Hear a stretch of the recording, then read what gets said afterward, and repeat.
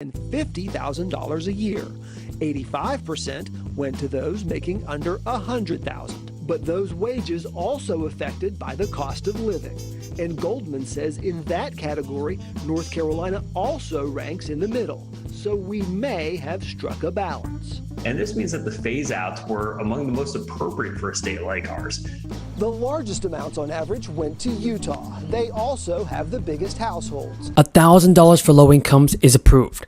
Now, checks are being sent out to many people in the states. So, here is the most important news about the fourth stimulus check because 50 states across the country have their own stimulus check. So let's get most important news first. It's not clear if President Biden's latest announcement that he's releasing from the oil nation's emergency stockpile will help bring gas prices down. So, the national average of gas stood at $3.85 a gallon and down 2 cents from Tuesday.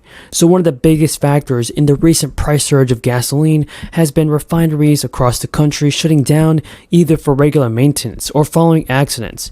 Now, a number of West Coast refineries that had been offline have returned to operations, and that has sparked a plunge in gas prices west of the Rocky Mountains, driving down the national average. And just last week, the average price in California has fallen 30 cents a gallon, and there's been a 25-cent drop in Oregon and a 20-cent dip in Washington and Nevada. All the refineries dealing with accident repairs won't be back online anytime soon. Those that have been closed for reschedule and maintenance are now near to resuming operations.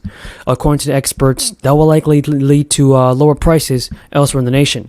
And even if the drop isn't as precipitous as it has been out west, oil and gas futures fell in Tuesday's trading after word got out that President Biden announced 15 million barrels of oil will be released. And that represented just another phase of the planned release of 180 million barrels of gas over 6 months being released in late March. Oil analysts have also said the markets initially moved due to confusion over whether or not the oil was coming out of strategic reserves. So millions of inflation relief checks actually started going out to taxpayers in California. So the middle class tax refund, as it's called, can be as much as $1,000 depending on your income, residency and filing status, and household status as well. It's part of a $12 billion relief effort that Governor Gavin Newsom prioritizes getting dollars back into the pockets of Californians that are grappling with inflation. So I know many of you guys are wondering whether you qualify for this check. Well, currently about 23 million residents are eligible for the rebate plan, which has been up and set up in 3 tiers based on just the gross income of your 2020 tax return. In addition to their income requirements, residents must have filed their 2020 tax return and refund by the middle of October and have lived in the state of California for at least half of the 2020 year. Individual filers earn more than $250,000, and couples who made more than $500,000 are not eligible for a payment. But here's more news about this. With rent, food prices, and utility bills going up, families could use some extra cash. Inflation is stressing people's budgets big time, and according to the Washington Post, if you're struggling and didn't file a tax return this year, definitely be sure to check. Last week, the IRS started sending letters to the 9 million households who may be eligible for several lucrative tax benefits, including the third round of checks worth as much as $1,400. If you didn't get the full payment or amount of the crisis check, under the American Rescue Plan, you can still claim the credit and actually get it paid to you.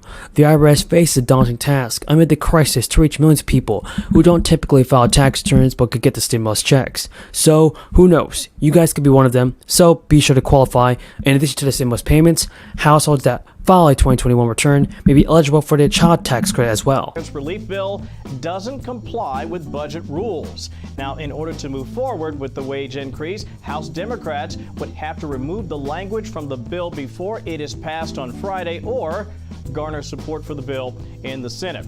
As for the president, well, Jen Psaki said this: he's disappointed in this outcome.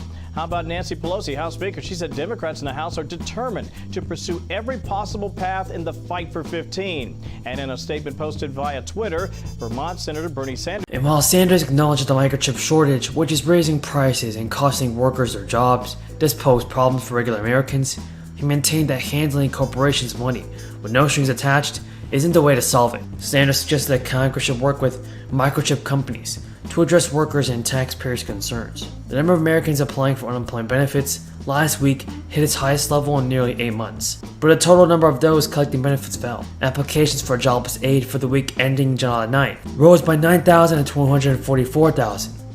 And that is up from the previous week of 235,000. Last week, the Labor Department reported that employers added 372,000 jobs in June, a surprisingly robust gain and in line with the pace of the previous 2 months. Economists had expected job growth to slow sharply last month, given the broader signs of economic weakness. The unemployment rate remained 3.6% for a fourth straight month, matching a near 50-year low that was reached before the crisis struck in early 2020. The government also reported last week that U.S. employers advertised fewer jobs in May, amid signs that the economy is weakening. Though the overall demand for workers remains strong, there are nearly 2 job openings for every unemployed person. This week, the government also added that consumer prices soared 9.1% compared with a year earlier, the biggest yearly increase since 1981. From May to June, prices rose 1.3%, another huge increase after prices had surged 1% from April to May. All of those figures reflect the unusual nature of the post-crisis economy. Inflation is hammering household budgets, forcing consumers to pull back on spending, and growth is weakening, heightening fears the economy could fall into recession. In an effort to combat the worst inflation in more than 4 decades, the Federal Reserve raised rates by a half point in May, and another 3/4 points increase last month. Economists expect the Federal Reserve to jack up its borrowing rate another half to 3/4 of a point when it meets earlier this month. Besides carving up the average American's income, those rate increases also raise borrowing costs, rent, and mortgage payments for corporations, which cut into profits. As the crisis continues, many states are trying to provide the residents with more help. Democratic leaders of the Massachusetts House and Senate have agreed to a broad framework for up to $500 million in additional funding that would see credits for low-income earners, parents, and renters expanded. The deal comes on the heels of last week's announcement from House Speaker Ron Mariano that they would ask their branches to return roughly $500 million to taxpayers through rebate checks. Is recognized for 1 minute. Disability should not keep any American from fully participating in public life. This week marks the 32nd anniversary of the Americans with Disabilities Act.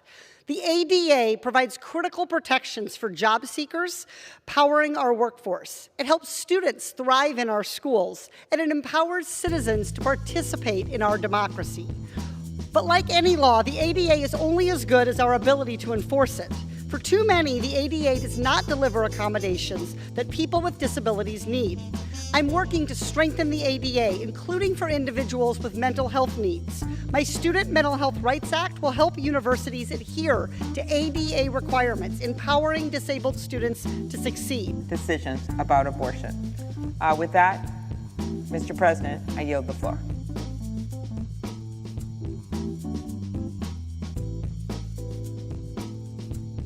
Mr. President, I ask unanimous consent. Mr. President. Senator from Texas. Mr. President, I ask you